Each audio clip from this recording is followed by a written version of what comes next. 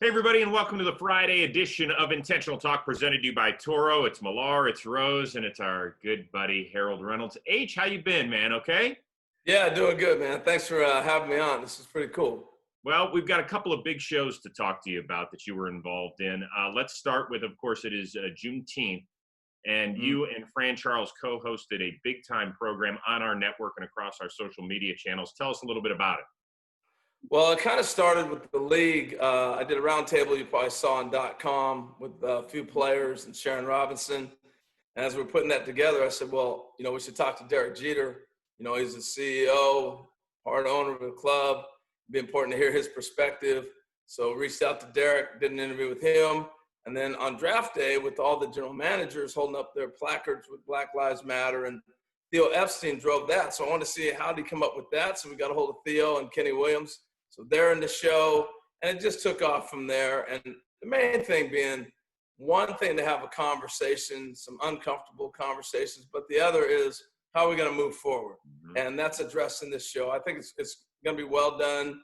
You'll see Cameron Maben, J.P. Crawford, and the executives I talked about, and some others. I can't tell you everything. You got to watch the show. Right.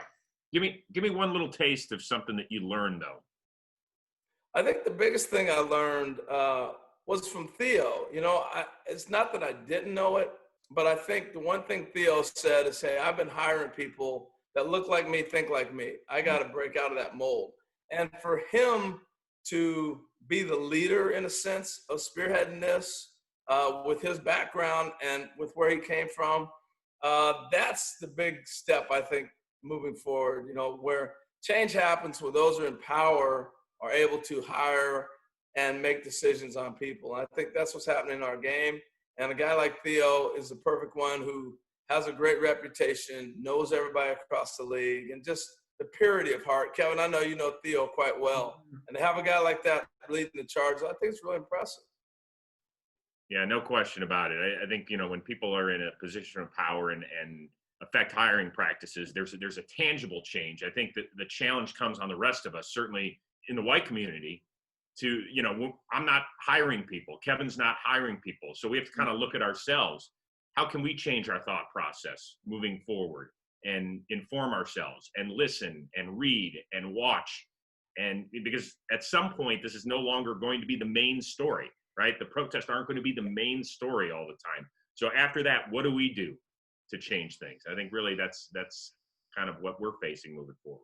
Well, I think the tough part for a lot of athletes, particularly in the sport of baseball, we have such a collective group in our game, from Latin America, from Japan, from, Korea, Australia, you're in a locker room with everybody.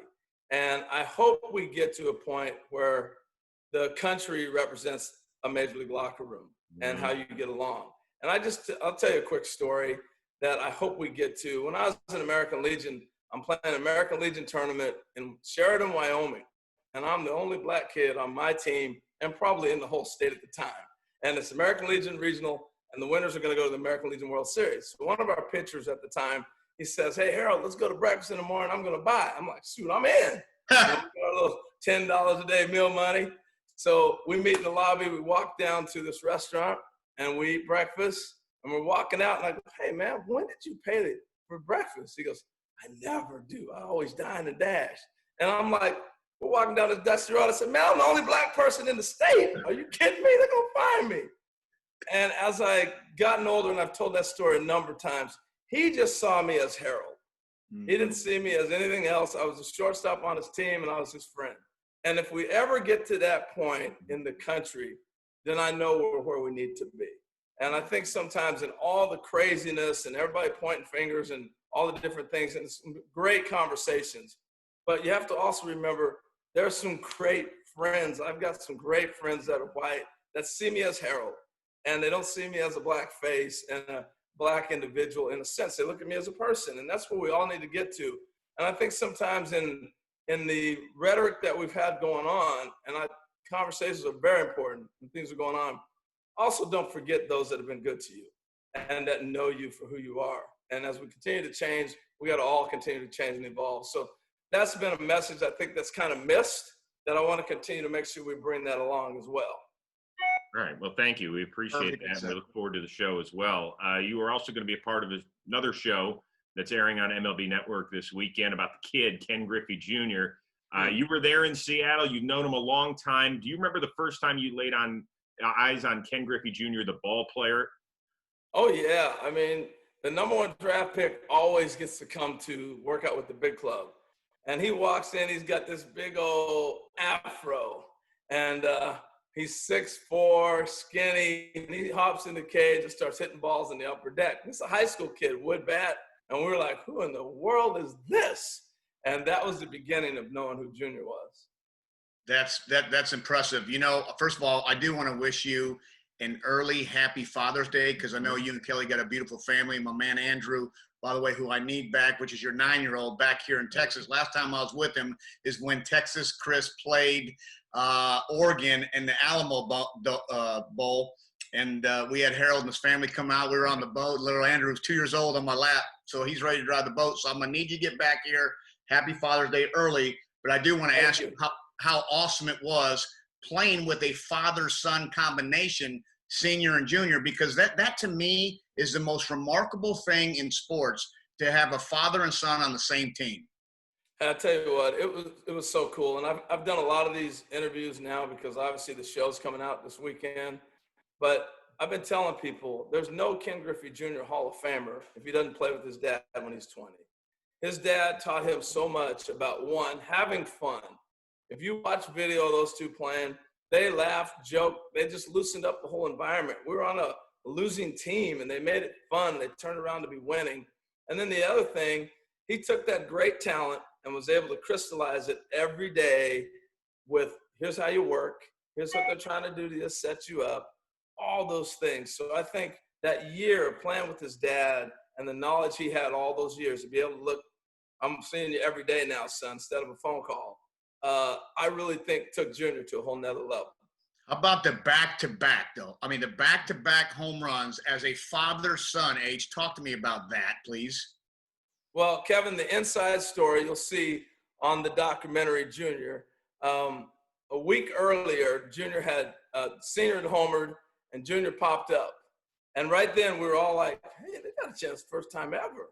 So I take credit for their back-to-back because I was on first base. All right. So I get on. I'll tell you. So I get on senior homers off of Kirk McCaskill, and we come to the plate, and we're high-fiving. And as we're walking back to the dugout, I go, we could be looking at history right here. And he had never, he's locked in. He's not thinking about it. What are you talking about?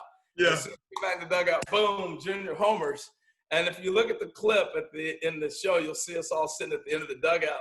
And that's what we're laughing about, because his dad had never even dawned on him. And Junior was thinking about things like that all the time. The dad's just like, I'm playing big leagues with my son. This is ridiculous every day. And he was thinking about, oh, here's some cool things we can do. Well, H, you're not in your 20s anymore. You're not in your 30s anymore. But I don't care how old you are. You got your hat on backward, in part because of the kid. Did he ever try to get you to do that, like, when you were taking BP? Oh, he always did. He always tried to get everybody to wear the hat backwards. And this is why he was so different. He was a trendsetter. Nobody wore their hat backwards. You didn't have earrings. I remember we had an earring rule. You couldn't even wear your earrings during the game. And what morphed into that story is our general manager calls Alvin Davis, myself, and calls Ken's mom and Ken into a meeting, called his mother and said, we can't get him to take this earring off, and he's breaking the team rules. And she says, he listens at home. You created this. You deal with it. He walked out. She just walked out of the meeting. And that was the end of that. So he wore the earring in the games all the time. But wearing the hat backwards started because when he was a little kid, he'd go to play with his dad and take BP. Kevin, you probably, kids do that all the time. Chris, you know that. Yeah.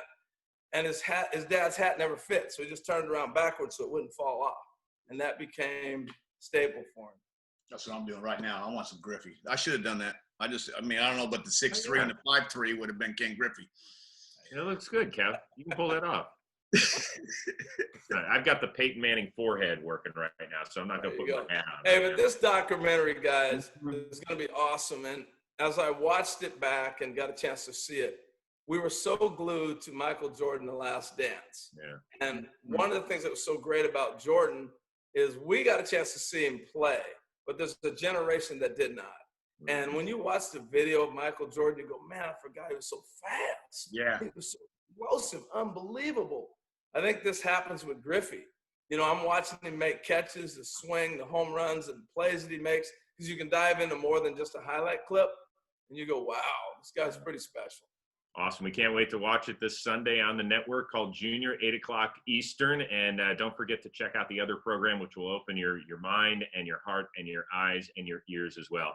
H, it's always great catching up with you. Have a good Father's Day. Okay, bud? Thank you, guys. And Kevin, now you know why I don't dine and dash, man. That's it. Well, we got to get out of here. We will see everybody on Monday's IT, presented to you by Toro.